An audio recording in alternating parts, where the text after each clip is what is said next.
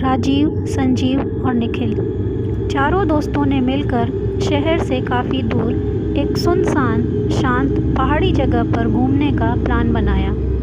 घर वालों के मना करने पर भी चारों दोस्त अपने अपने बैग पैक करके संजीव की थार में बैठकर घूमने चल दिए। पूरे रास्ते चारों हंसते गाते गुनगुनाते मजाक करते हुए जा रहे थे।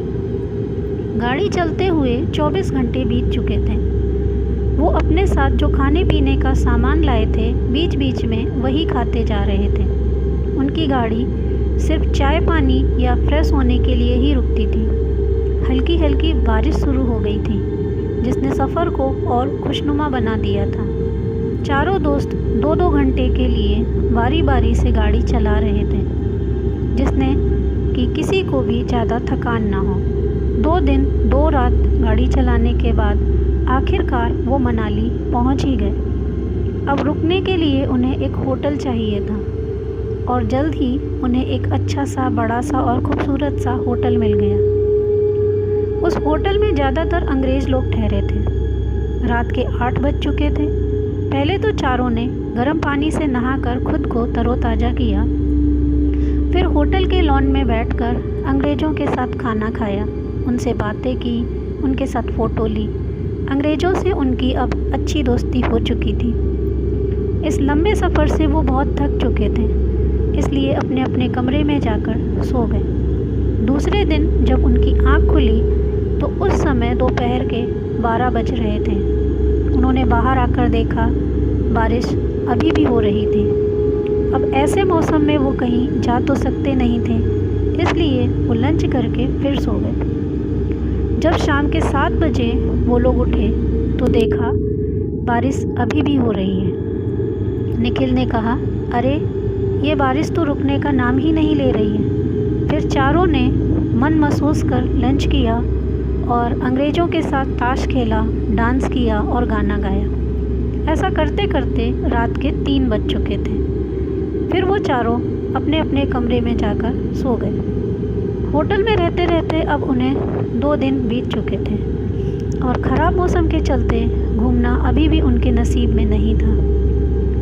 तीसरे दिन भी लगातार बारिश हो रही थी। इस बार अमन बोल पड़ा, लगता है हम लोग बहुत ख़राब मौसम में आ गए हैं। इससे अच्छा तो घर वालों की ही बात मान लेते हैं। अब वो चारों पूरी तरह से बोर हो चुके थे, पर अचानक रात के 10 बजे बारिश रुक गई तो उनकी खुशी का ठिकाना ना रहा।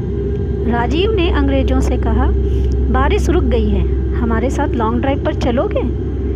तो उनमें से एक अंग्रेज़ बोला, रास्ता बंद है और सड़क पर पानी भी भरा है। फिर राजीव ने नेट पर पता किया तो पता चला कि हाईवे खुला दिख रहा है। संजीव बोला, चलो यार, आज तो लॉन्ग ड्राइव पर जाकर ही रहेंगे, वरना इतनी दूर आने का क्या फ़ायदा। तब एक अंग्रेज़ ने कहा, अरे मेरी मानो तो उधर मत जाओ, दोनों तरफ घना जंगल, ऊपर से सुनसान इलाका, उधर तो कोई जाता भी नहीं है, बिल्कुल भी सेफ जगह नहीं है, और वो भी रात के समय। पर चारों ने किसी की नहीं सुनी और निकल गए लॉन्ग ड्राइव पर। रास्ते में उन्हें कुछ ठीक से दिख नहीं रहा था, पर मौसम बहुत अच्छा था। ठंडी ठंडी हवा, पेड़ों का लहराना, मिट्टी की सौंधी सौंधी खुशबू, बहुत ही आनंद देने वाला मौसम। पर मेन रोड होने के बाद भी कहीं लाइट नहीं थी, बस जो इक्का दुक्का गाड़ियाँ जा रही थी उन्हीं की लाइट मिल रही थी। अब तक रात के 12:30 बज चुके थे। अचानक से उन्होंने एक चौराहे पर एक बल्ब जलते देखा। ये देखकर उन्हें थोड़ा आश्चर्य भी हुआ। फिर उन्होंने अपनी गाड़ी उस दिशा में बढ़ा दी। नज़दीक पहुँचे तो देखा वो एक चाय की टपरी थी और उस टपरी पर एक बोर्ड लगा था जिस पर लिखा था, काका दी तंदूरी चाय। यह देखकर चारों की खुशी का कोई ठिकाना ना रहा, क्योंकि तंदूरी चाय उनकी फेवरेट जो थी। वो गाड़ी वहीं टपरी के पास खड़ी करके टपरी के अंदर जाकर बैठ गए और काका को 4 तंदूरी चाय का ऑर्डर दिया। काका लाल आंखें लिए एक अजीब सी मुस्कुराहट के साथ चाय बनाने लगे। अमन बोला, काका, इतनी रात को यहाँ सुनसान इलाके में काम करते आपको डर नहीं लगता? काका ने बगैर उसकी तरफ देखे धीरे से कहा, रात के 12 से 3 बजे तक तो ये हमारा इलाका होता है, तो डर किस बात का? डरना तो तुम लोगों को चाहिए जो बिना कुछ पता किए यहाँ चले आए। अमन ने कहा, मतलब काका? मैं कुछ समझा नहीं। काका ने अपने पैरों को छुपाते हुए कहा, कुछ नहीं, लो तुम लोग चाय पियो। काका का व्यवहार उनको कुछ अजीब सा लगा, पर वो कुछ बोले नहीं। अभी वो चाय पी ही रहे थे कि वहाँ एक ब्लैक कलर की बड़ी सी कार आकर रुकी। उस कार से एक आदमी, एक औरत और उनका एक 7 या 8 साल की उम्र का बेटा उतरा। वो भी आकर काका की टपरी पर बैठ गए। आदमी ने काका को 3 तंदूरी चाय का ऑर्डर दिया और वहीं बैठ गया। उस आदमी के बाल इतने बड़े थे कि उसका चेहरा भी ठीक से नहीं दिख रहा था। फिर भी राजीव ने उससे हिम्मत करके पूछा, भाई साहब, इतनी रात को आप फैमिली के साथ कहाँ से आ रहे हैं या कहीं जा रहे हैं क्या?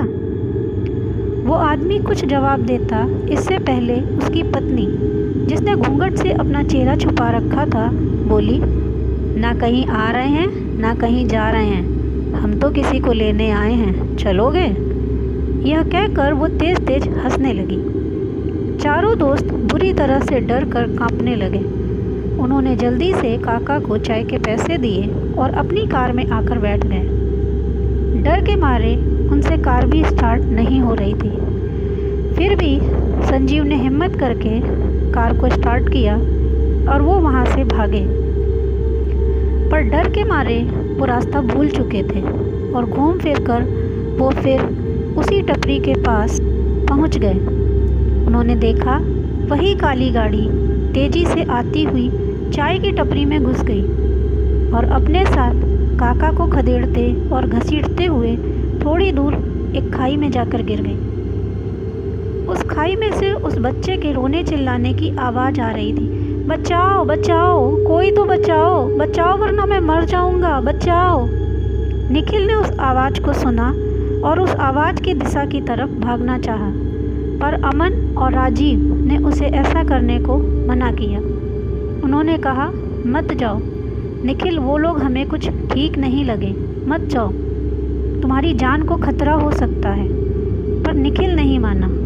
उसने कहा, किसी की आवाज़ नहीं आ रही है, लगता है सब मर चुके हैं, पर बच्चा तो जिंदा है ना, उसकी जान खतरे में है, हमें उसे बचाना चाहिए। यह कहकर वो उस खाई की तरफ भागा। तीनों दोस्त वहीं खड़े निखिल के वापस आने का इंतज़ार करने लगे, पर निखिल तो काफ़ी देर होने के बाद भी वापस नहीं आया। राजीव ने कहा, अब चलो यहाँ से, उसका इंतज़ार मत करो वरना हम सब भी मारे जाएंगे, मैंने तो पहले ही कहा था कि कुछ गड़बड़ है। संजीव ने कहा, एक काम करो, तुम दोनों जाओ, मैं निखिल को ढूंढकर उसे अपने साथ वापस लेकर ही आऊँगा। और यह कहकर संजीव भी जंगल की ओर भाग गया। अमन और राजीव ने कुछ देर दोनों के लौट आने की प्रतीक्षा की, पर जब वो नहीं आए तो वो डर कर गाड़ी में बैठकर जैसे तैसे होटल पहुँचे। तब तक सुबह के 4 बज चुके थे। जैसे ही वो होटल पहुँचे, उन्होंने देखा अंग्रेज अपनी नाइट पार्टी ख़त्म करने के बाद सोने जा रहे थे। वो दोनों दौड़कर उनके गले लगकर खूब तेज़ तेज़ रोने लगे। अंग्रेज़ों के काफ़ी समझाने और हिम्मत बंधाने के बाद उन्होंने उस रात की पूरी बात उन्हें बता दी। वो ये सब बता ही रहे थे कि तब तक वहाँ होटल का मैनेजर मोहन आ गया। मैनेजर ने जब पूरी बात सुनी तो उसने कहा, मैं इसीलिए अपने यहाँ आने वाले हर गेस्ट को देर रात बाहर घूमने को सख्ती से मना करता हूँ। अरे वहाँ कोई चाय की टपरी नहीं है। आज से 10 साल पहले वहाँ चाय की टपरी होती थी, पर एक रात जब काका अपनी दुकान बढ़ाने ही वाले थे कि तभी एक बड़ी सी कार आई जिसमें एक आदमी, एक औरत और एक बच्चा था। उसका ब्रेक फेल होने की वजह से वो कार टपरी के अंदर घुस गई और काका को खदेड़ते और घसीटते हुए अपने साथ ले जाकर गहरी खाई में गिर गई। तब से उन चारों की आत्मा वहाँ भटकती है। वो जगह हॉन्टेड है, भूतिया जगह है, वहाँ कोई नहीं जाता। रात 12 से 3 बजे तो वहाँ कोई भी नहीं जाता। और अपने दोस्तों को तो भूल ही जाओ, उन आत्माओं ने बहाने से उन्हें अपने पास बुलाया है। अब वो जिंदा नहीं हैं। वो तो तुम दोनों को भी मार डालते, पर तुम उनके रोने की आवाज़ पर गए नहीं। किस्मत वाले हो जो बच गए।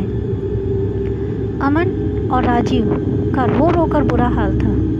उन्हें समझ नहीं आ रहा था कि वो अपने बच जाने की खुशी मनाए या निखिल और संजीव की मौत का दुख। अगले दिन वो भारी मन से संजीव की गाड़ी में बैठकर वापस अपने घर को चल दिए। इस घटना को कई साल बीत चुके हैं, पर आज भी अमन और राजीव अपने दोस्तों को खोने के कारण रोते रहते हैं और उस डरावनी रात को याद करके उनकी हालत जिंदा लाश की जैसी हो जाती है। पर होने को आज तक कौन टाल पाया है। दोस्तों, आज का सवाल है, होटल के मैनेजर का क्या नाम था? अपना जवाब कमेंट बॉक्स में लिखें।